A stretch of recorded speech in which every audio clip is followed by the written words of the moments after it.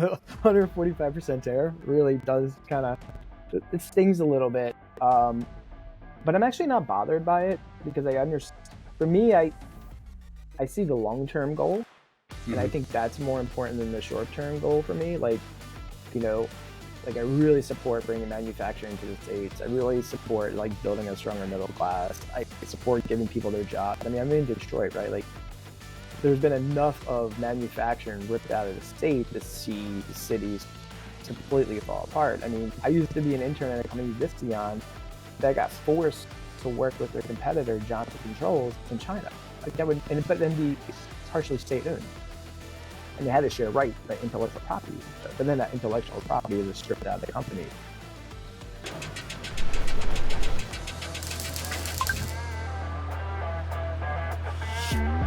Welcome to Manufacturing Insiders. Today I have Jason Cummins with me. He has a long history in the automotive space. He started off as a mechanic, then he moved into the design department of Ford Motor Company and was a vehicle design engineer there, and then decided to make the jump and start his own business. Just a really cool story. I'm always inspired by people who have an idea and actually do something about it and actually make that jump to start their own business. So, welcome to Manufacturing Insiders, Jason. Excited to hear what you have to share today. Yeah, thanks, Nate. Thanks for the intro. So you talk about like making the jump. So I was kind of pushed. I know we briefly talked before the podcast. So I always wanted to start a business, so I was always kind of afraid. So Yeah. when I worked at Ford, I would design stuff and put it on Instagram, and I got a lot of attention around those sketches. And people kept asking, like, "Hey, you going to make that?" And at first, the answer was no. I didn't have the thought of starting the business, but I got so much attention and so many requests for these parts. That's actually what ultimately started the business, was this demand that I didn't realize was there. So I saw the opportunity and took it. That's awesome. So, was it kind of like a immediate thing? Like, did you just quit Ford Motor Company right into your business? How did you make the transition? No, it took about 2 years, I think, about to get out of there. But then I did quit, but Makers was still not my primary income. So when I left, I started doing a lot of freelance work, and I completely fell on my face financially because of that. Yeah. That didn't go well. So I went back to a job. I went to work for a company called Harman, like Harman Kardon, JBL speakers. Did there for 4 years, and I made the official jump about 2 years ago now. Wow. So are what I guess what made you so niche? You're just with the Maker's Garage. You're just working with the Fox Body Mustang Yeah. style. Like why so niche? So when I got back into the market, it was probably about 5 or 6 years ago. Now that if you're familiar with these cars, they're really popular now, but 5 or 6 years ago, they still weren't that popular. So they were popular when I was younger, but then the market kind of died off. There was no new product offerings. Just the stuff that people were able to buy in 2016 was the same stuff they were able to buy like 15 years earlier. Yep. So because of my background, I was designing these parts that I put on Instagram because I really wanted them for myself, because I looked at the market and realized it was stale. But I think because of that, people maybe felt the same way when they saw these parts. They were excited and they wanted me to sell them because it was something new. So I was really one of the first companies in 2016 that really started innovating around that space, because no innovation was happening for like 15 years, because the prices of these cars just dropped. Like, they were kind of seen as like a hoopty to some people. But now, like I'll give you an example. When I started this business, my first part was $900, and people kind of ripped me apart for it because the cars were only like selling for $900. That same car at $900 now is probably a $15,000 car. Wow. So it's just the market has really shifted. So I got in when the market wasn't seeing innovation for 15 years. So I really stood out. And then since then, a lot of other companies have seen the opportunities, jump back on. Even companies that made parts of these parts 15, 20 years ago and got rid of those parts, now we're bringing those parts back. because now this market has grown so much. There's money again in this market. People are willing to spend good money. So I think, I didn't plan this. This was just some guy bored at work sketching Mustang parts, and it was the perfect scenario, really. So I'm curious what changed. Like, why the sudden interest?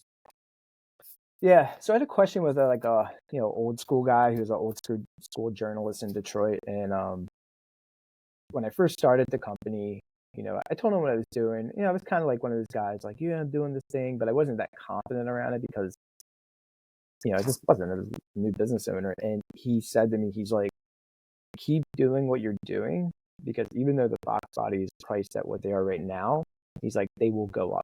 These cars come in cycles. He's like, when I was younger, I remember a time when a GT500 KR wouldn't even sell for $1,000.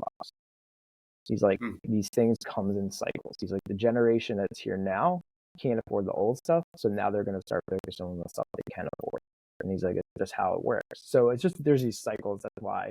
And eventually it'll die off. I mean, the prices of these cars have finally plateaued, and they're probably going to eventually dip, right, when demand goes down. And then the next generation of Mustang, like 94 to 04, which I'm working on next, that'll come back up. Okay.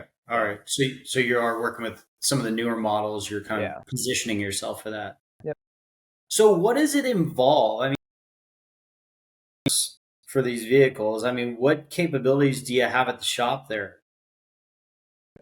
So we can take, so on the design side, I mean, we can, we do all the sketching, all the renderings, the visual development. We have scanners, 3D scanners in house. So we can scan the older cars because there's not really any CAD data available. So from that side, we can take an idea from conception all the way to a production-based 3D model. We used to outsource everything. Like when I started this company, I never wanted to manufacture anything because I had the idea that I'd be stuck and pigeonholed into a process, right? The investment. So, which in some ways is true. It allowed me to kind of play around with different products. And one of the most popular products was this vacuum formed front chin spoiler. So, COVID, around that era of time, we all, it's all disruption. And I saw prices increase, shipping increase because I was having them made internationally. And then I had a friend in the RV industry who was like, why don't you just buy your own vacuum forming machine? Sure, why not? I did it in college. This little vacuum forming machine can't be that hard. So I did. I bought a vacuum forming machine, 4 feet by 8 feet. And then it's set for 3 months because I didn't know what to do with it. Right. And then I realized how much it costs to get wired up. And so now moving, I mean, there's a lot of stuff that happened in between, but now we're still designing new chin spoilers for new cars. So now we can take it from conception through product development completely to manufacturing. We do our tooling and molds in-house, including trim fixtures, to consumer hands now. But now we're fully vertically integrated vacuum forming manufacturer because of an idea I had many years ago. And I only feel like I became the manufacturer because I felt the pain of being a consumer, of buying manufacturable goods that were international. And I just kind of wanted to control that process more. But yeah, so now we're a full-fledged vertically integrated vacuum forming manufacturer. That's awesome, with a whole new world of possibility. Yeah, and it's nice because we can do niche products that we couldn't do before, like MOQs, right? Some of these MOQs are 200 plus parts, where there may be some parts that I want to do that don't make financial sense to buy 200 of them, but it's good for marketing, right? It's good to be omnipresent, right? That way, every car has our parts on it, even the cars that financially don't make sense. But we couldn't do that with a supplier, but we can do that in-house. I mean, I can run one part if I really wanted to, right? So that's the beauty of having everything in-house, is that we can be flexible, we can move extremely quick. I don't have to wait for outside supply and suppliers and things like that. So, yeah. So what's your next steps? Or are you going to primarily focus on, the automotive market for your vacuum forming? Are you pretty open to anything? Yeah, so we're very, very open to everything. As long as we feel comfortable we can form it, we're gonna form it, right? Um, and because of that, like we have, Maker's Garage is really our product company now, and then Hmm. that's essentially the parent company, and then we have the DBA, which is are formed by Makers, which is going to be our contract manufacturing business. So now we're taking like all those in-house capabilities that we use for ourselves, and now we're going to offer them as contract manufacturing services to outside companies. And we're looking at ag, definitely automotive, and we're in Michigan. Consumer products, reusable dunnage, like that's a big one that I'm looking into right now with some of the packaging companies I'm familiar with.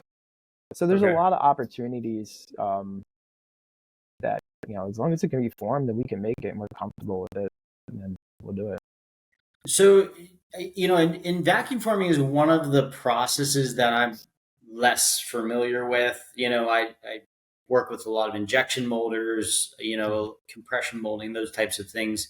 What's a really good use case for vacuum forming?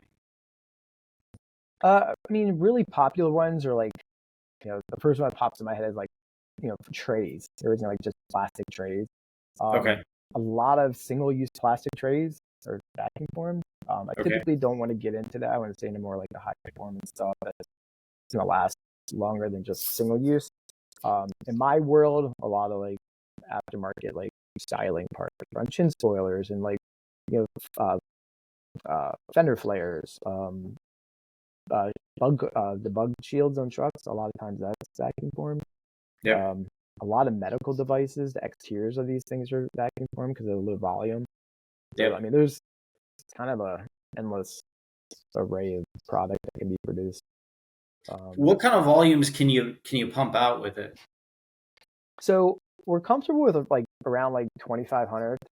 We can definitely handle that. I mean, we can go much higher than that, but it's like if it was, say, a customer wanted 10,000 parts. Okay, well, when do you need those 10,000 parts? Do you need them in a Right. week or do you need them over the next year? So that Yep. I think that's where we can get much higher volumes. And then, of course, like as we grow, I mean, we just launched Form by Makers 4 months ago, but Sure. we've been doing the vacuum form for about 2 years now, so we're definitely comfortable in our process. So as this grows, I mean, we'll bring on more people, which obviously helps us be able to do more work and stuff like that. Yeah. That's our So limitation is just people. how many guys? I mean, so you need a machinist or a tool and die guy there. I would assume you've got the design capabilities. Are you running the forming machine as well? Like, how many people are doing all this? Yeah, so it's me and another part-time person who's been with me for about 2 years. I hired him to pack boxes.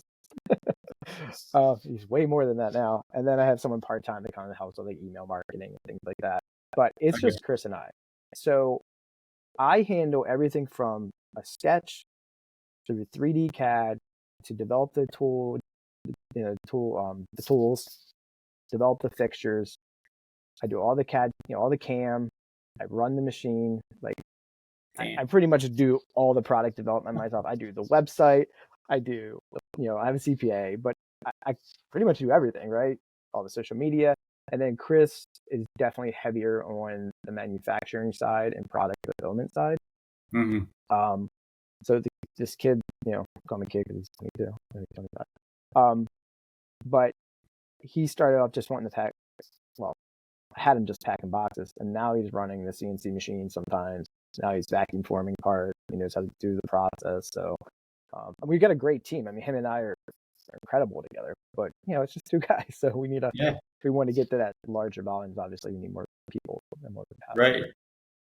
Yeah. So you guys are pretty lean and but pretty extensive capabilities at the same time. I mean, I think like for a company that's out there looking for kind of a mid to low volume, Mhm. vacuum forming job, you'd be a huge win as a partner. I think that's pretty cool. I agree with that because like it's very intimate when you work with us. Like you get me, you get Chris. Like we just did a project for a startup ATV company, and we had to do all the fender flares and all the body work on it. And like I went to the facility, I gave them some design input because I'm a designer, right? That's my background.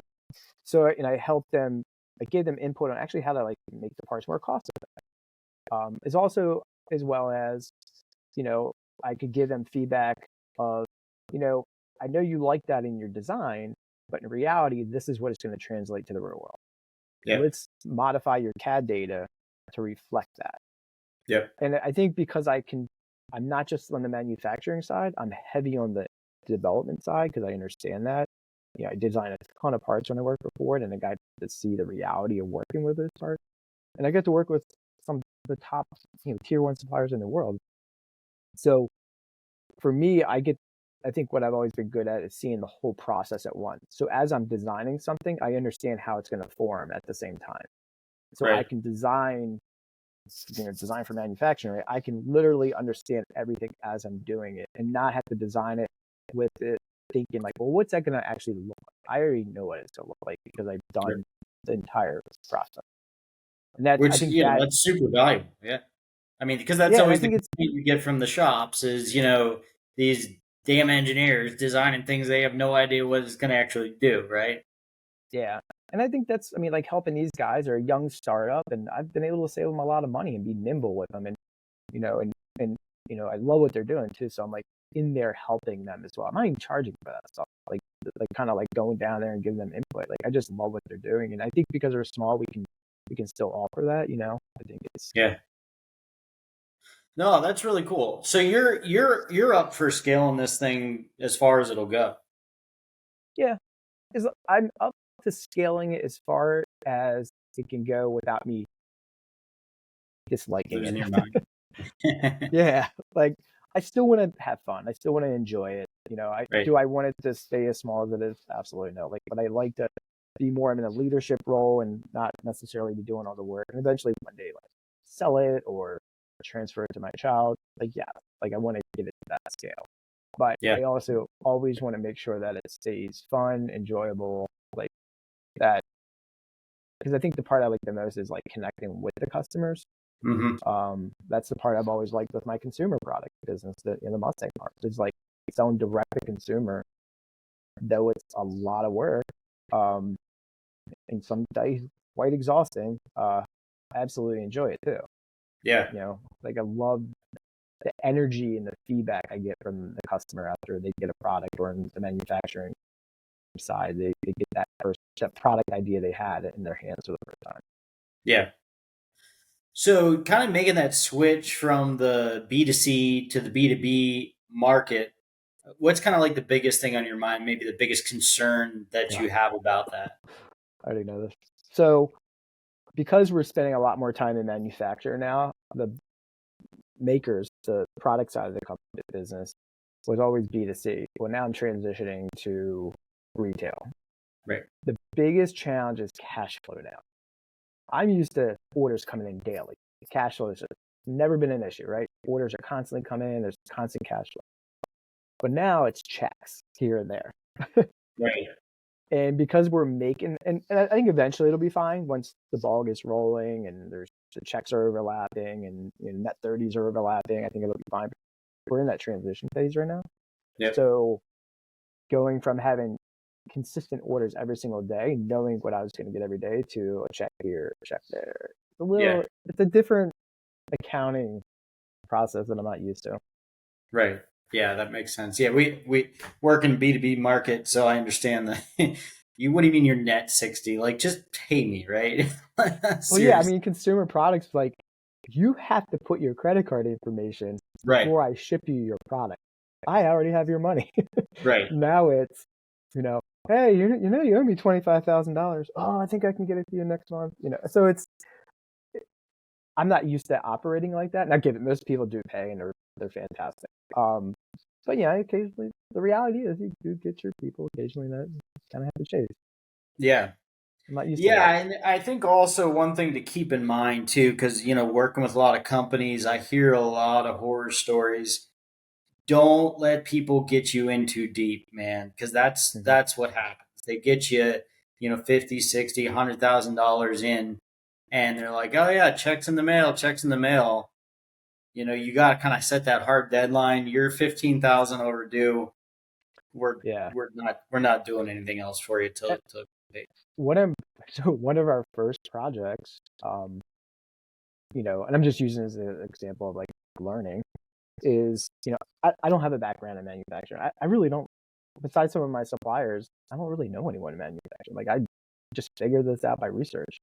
Mm-hmm. Um, but I took on a first project for a client that I had for a really long time as a design client. It was a big project, and I didn't get any money up front, right? Because they've always paid, and it never did pay, right? We ran a whole production run for them apart, Mm. and so after a year of not getting paid, I I sent all the parts back to the scrap place, got it recycled, and got cash back for it, right? Like, and now it's now the person's like, hey, where's my part? Yeah. Oh, sorry, buddy. Because it's just taking up space. But I even though I don't like those situations, like it made me a lot smarter now. It's fine tuning the business side for me of manufacturing that I'm figuring out on my own.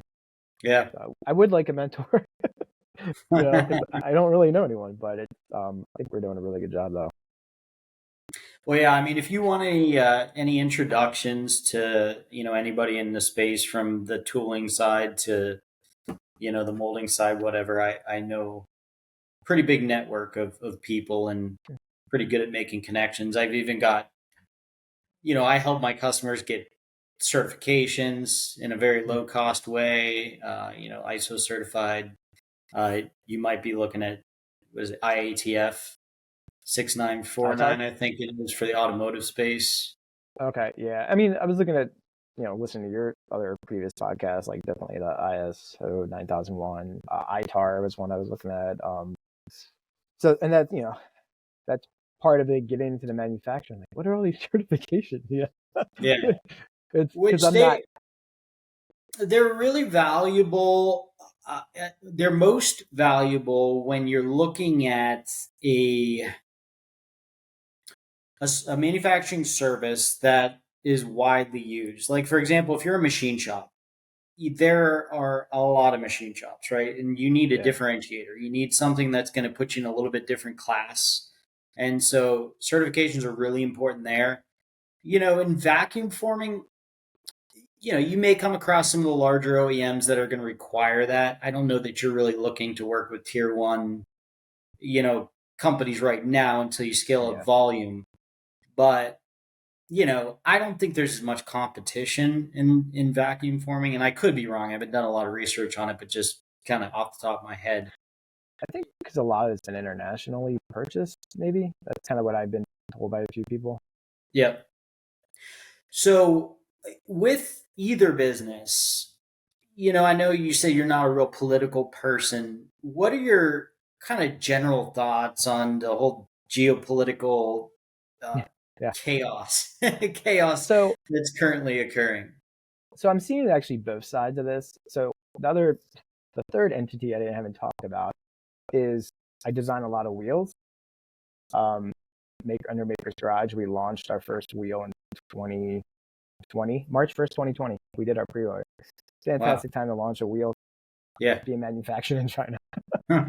So, but that launched us into the wheel space. So now we do forged wheels, and we do all the design and engineering in house, but we have a manufacturer in China make the wheels, and I'm very, very pleased with them. I mean, they've been an amazing partner. But I get to see kind of two sides of the same coin here, right? Like I have an American manufacturing company, and I have a manufacturing company that uses international manufacturing. hmm It does suck. The 145% tariff really does kind of, it stings a little bit. But I'm actually not bothered by it because I understand. For me, I see the long term goal, and I hmm think that's more important than the short term goal for me. You know, like I really support bringing manufacturing to the States. I really support like building a stronger middle class. I support giving people their jobs. I mean, I'm in Detroit, right? Like there's been enough of manufacturing ripped out of the state to see cities completely fall apart. I mean, Yeah. I remember like a friend of mine took me to Flint because he wanted to see where he went to school at GMI, and he's like, oh, my house was right there. And he was shocked because when he went to GMI, which is now Kettering, it was a flourishing city, but all the Yeah. manufacturing was like stripped from that town. So like, I guess where I'm going with this is like, even though the 145% tariff stings, I see the long-term plan. And, I listen to enough podcasts where I understand their plan is not to always continue getting this tariff money. Right. Their plan is to change behavior of companies to bring it back. So eventually the revenue from these tariffs are going to drop off, but now the jobs are back. Yep. The companies were doing it here. So there's going to be an offset. So even though it financially stings really bad, because 145% is quite a bit high, it's, I'm okay with it. And it's, business is kind of the game, right? Like it's just another chess move. Now you got to make another chess move, and you got to pivot, and you got to figure it out. So on that side, it stinks. But on the vacuum forming side, it hasn't affected me at all financially because all my plastic comes from Ohio. All my, majority of my materials are sourced from the States. Some of the tooling board, so the urethane tooling board has gone up a little bit because that's internationally sourced. But I support it. Yeah, it stings financially, but I think if it's a sacrifice I have to take for this long-term plan to work out properly, I'm okay with that. Yeah. Yeah, and I respect that position. I mean, I wish more people were educated enough to understand that. Yeah, I spend a lot of time listening to like podcasts and reading stuff, so I'm pretty in tune with what's going on. Yeah, yeah, because I agree with you that it's inevitable that it's going to cause short-term pain and disruption because you don't just spin up all this manufacturing in the U.S. overnight. I mean, all these people that left those jobs to go to other jobs, like in Michigan, there when China joined the World Trade Organization in 2001. Mm-hmm. I mean, it was cut in a third. Literally, hundreds of thousands of manufacturing jobs. And it went down. I think it was in the Detroit area. I think it went down about 20,000 from hundreds of thousands manufacturing jobs. So yeah, it was. It's so easy to see what happens if we make these decisions. So inevitably, it's going to reverse. I've been thinking a lot about this because there's people that make the argument that we should really just be focusing on high value added manufacturing in the US and let China, let Vietnam, let them do kind of the low value added portion of it. And so I wonder if the tariffs, they seem to be too broad spectrum right now. Like I feel like they should focus on bringing back the things that we really, really want here and not penalizing, the forging side of things and, just the kind of basic manufacturing stuff. Yeah. Yeah, I think bringing back the things that are high value and really important for our national security is really important. I think that's key, right? Yeah. If a country can say overnight, like, you can't have this resource that you've been purchasing to make all these things, I think that's a major issue. I think, we can have a debate all day about the masks, but we were required to wear the masks. So they cut them off, right? They were like, sorry, we need them here. So I think that's a big issue. The other thing with the manufacturing is working in consumer-based goods, like company like Harman and Ford, like you get to work with. Ford actually worked with most American companies, but with Harman, it's all consumer-based electronics. We use ODMs in China, right? Mm-hmm. Which is like original design manufacturer. So like you come up with the concept, but they engineer it and manufacture it in-house. And our Shenzhen studio would always joke, like they would design a new product, and then a week later they would go to the mall, which they had these, like, the way it was described to me, it was like there's these malls that are all just knockoff goods.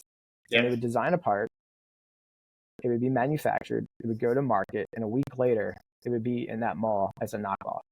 And I won't go into all the details, but I learned a lot from working at that company, a lot of like how they don't play by the same rules, like how they do strip these companies of intellectual property. I mean, I used to be an intern at a company, Visteon, that got forced to work with their competitor, Johnson Controls, in China. Like that would, but then be partially state owned. and they had to share like intellectual property with each other. But then that intellectual property was just stripped out of the company. So honestly, I think that's one of the biggest issues that they're fighting against. It's not necessarily they took all our jobs. Like, to be honest, that's their fault. Like, I think if China played by the same rules as the United States, I don't think we would have this issue. I think it would stink that the manufacturing got shifted there. Like that still gutted the middle class. But I think the major issue is that they're supposed to be playing by the same rules, right? Mm-hmm. But they're just gutting our companies intellectually as well. Right. And they don't care. Right. So I think that's the real battle, right? Is like, that. So we can't. Yeah, there's so much we can talk about with that, but no, you're absolutely right. Yeah, and I mean it's a cultural thing, but I mean I've read books about it. I mean that's what they do. They have no problem doing that. Someone explained it to me. I thought this was an interesting explanation. I don't know if I fully agree with it because it's not how we do business here, but the way there was a guy who was Chinese. He was like, in China we work as an apprentice, like the culture of being an apprentice. And if you're an apprentice, you don't really have the rights to design your own stuff because until you become a master, you can't do your own stuff. So you copy your master until you become a master. So like back in the day before like the automotive company was very young, you would see copies like F-150, X5, BMWs, like almost exact copies. So he's like, they're copying the master until they become a master. And when they become a master, they'll create their own design. I get it. I get it culturally, Imagine giving your teacher in school that explanation for your plagiarism. Right. Yeah, that's a great one. So I get it, and I thought it was a very interesting perspective. And we're not China. We're the US. So yeah, it's definitely interesting to see how this is all going to play out. Trump's a negotiator, and I listen to the Patrick Bet-David podcast. I don't know if you listen to him at all. Yeah. But he's been talking in the recent ones about like, negotiating's great, but you got to close some deals here, dude. Like, we got Ukraine, Russia, we got China, we got the Panama Canal, we got Iceland, we got all these things going on. We got to close some deals here and get some loose ends tied up. It's only been 3 months, so I guess. Which is wild. We might be a little impatient, but certainly the market wants a little bit of reassurance that things are going to normalize here pretty quick. If you also listen to people that work for him directly, I can't remember her name, but there's a woman in one of his construction companies that said, if he wants something, if he's like trying to negotiate a price and he wants that price, like say that someone comes in and says, this widget's $100, and he'll say, I want it for 33. Really, he wants it for 66 or 70. Right. But he does this extreme where people are polarized by it, but he knows what he's doing. Like that's kind of his take, and that's what she said. Like, we see all this extreme, but the reality is he's not trying to go extreme. He's trying to come in the middle somewhere. Right. But it looks extreme compared to our former official. Yeah. Who did absolutely nothing. Yeah. And that's the strategy you got to use. I read a book by a guy named Chris Voss called Never Split the Difference. I don't know if you've heard that name or the name of that book. I have, yeah. I've never read the book, but I've heard of it. It's excellent. I mean, it'll change the way that you do business. It'll change the way that you have conversations. So he talks about, I think it's called the Ackerman model of negotiation. And I'm trying to remember exactly how this goes, but there's actually like levels. It's like, your first offer is like 80%, then 50%, then eventually you're trying to get to this number. And I can't remember exactly what the percentages are, but I do kind of use that when I'm doing negotiations as well. You kind of pick that high number, and then your next offer is a little bit lower than that, and your next offer is actually where you want to be. But great book. I recommend it. You can get an audio book as well. And you seem like the kind of guy that would enjoy it. But so going back to the two businesses, B2B, B2C, a totally different marketing scenario. Yeah. You kind of have this captured group of enthusiasts on the one side that are just naturally, they're going to find you, right? And then on this other side, you've got a whole wide world. And what are your thoughts, concerns, strategies that you're going to pursue to make that work? Yeah, so you're right with the B2C stuff. That was once you were trusted by the community. Yeah. It kind of went crazy, right? As soon as some of the first products got out there and people saw my car shows on people's cars, it just went crazy. Like, like I go to these car shows as vendors, and you're like this little celebrity, right? Because it is a community, right? And it's a community that I know really well. The manufacturing has been very tough because that's not my background. I don't, besides some of the manufacturers I know locally, I don't really know that many people. I don't even know where to go get leads besides like door to door. Your podcast was very helpful with SEO. But that's been tricky because it's, I'm doing door to door and I don't feel like I'm getting anywhere with that.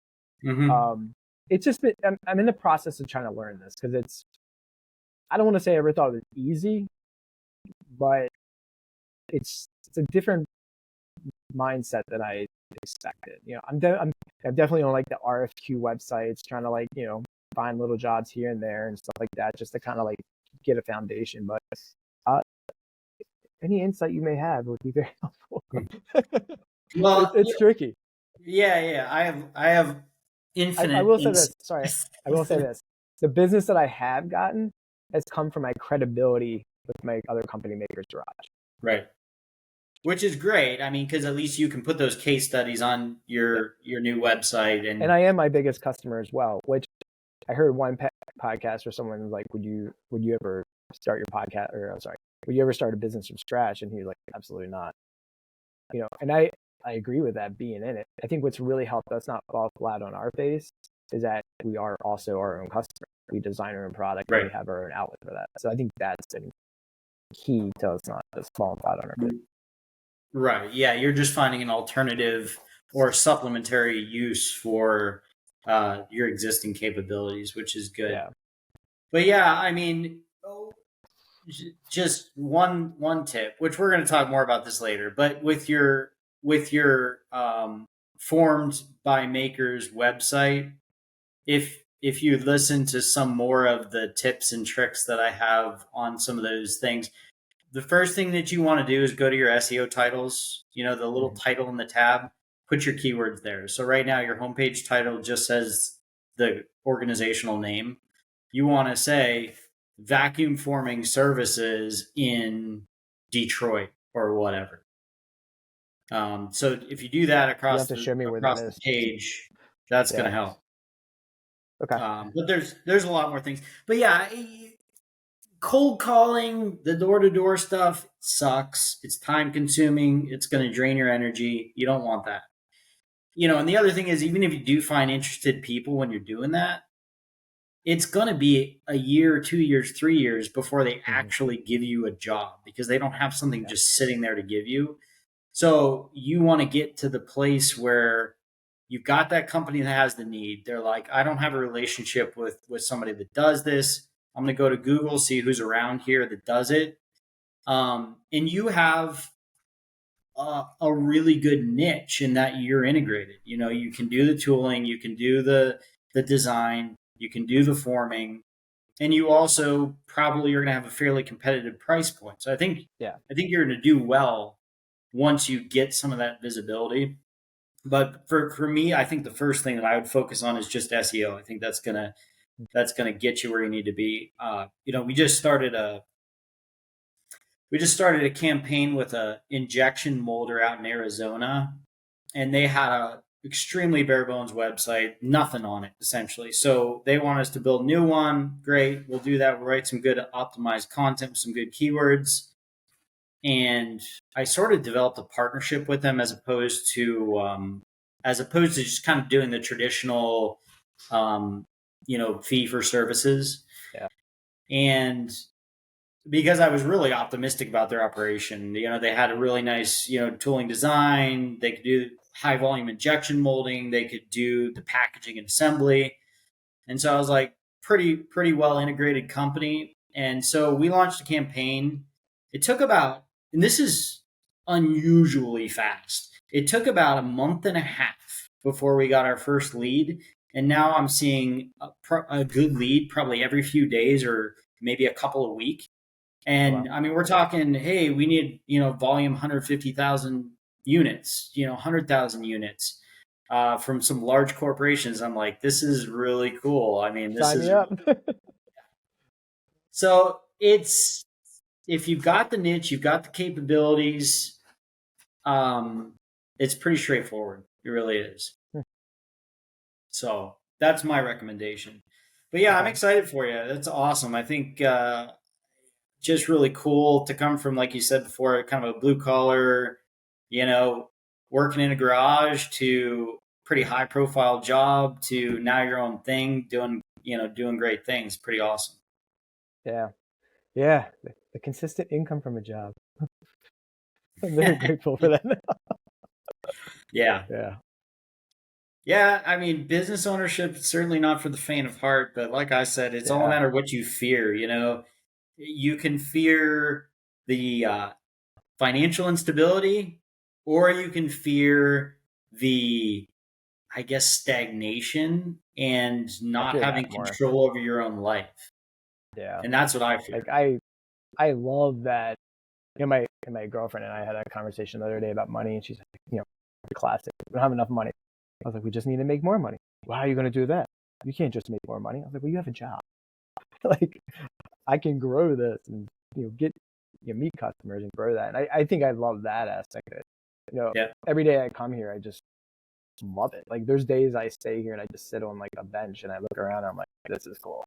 Like, I never got that feeling. Like, I get yelled at because I'm here too much because I love being here so much. Where my job, I was like, oh, work from home? That means I'm never going back. Right. Like, so yeah, it's tough. I mean, especially like starting. I only started manufacturing 2 years ago. It's this whole shift, right? Like starting from scratch, and but I love it. Do I wish I had a little bit more money right now? Yeah, but Yeah. it's so cool, We'll because when get it you there. is where I wanted to get there, it's gonna be like it's worth every second of it. Yep. No, we'll get you there. I'm not worried about that. But yeah, if you love it, it's a no brainer. I mean, you're going Yeah, to be successful at it, which yeah. not And a lot of people can say that. Even people that own their own businesses that, enjoy what they're doing to that degree. So that's pretty sweet. I actually have friends like that. They don't like what they do. They make a lot of money and they do not like what they do. Yep. Not worth it. Well, hey, we covered a lot of ground today. You have some great insight. Like I said, I'm super excited about what you're doing, and I think that you've got a very bright future ahead of you. And wish all the best to you. Thanks for coming on today.